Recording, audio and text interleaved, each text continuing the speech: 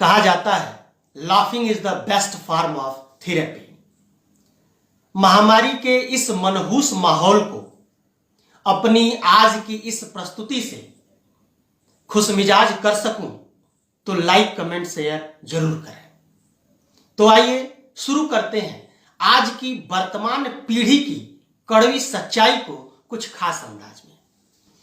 कहना कोनो सुनते नहीं खे, ना कहीं जाता, अब बेरा बेरा पर उठ के भर भर थरिया खाता। जूता कपड़ा ब्रांडेड पहने, सैमसंग के मोबाइल बा, आ खा पी के गधा ऐसन खटिया पर लोटाइल बा।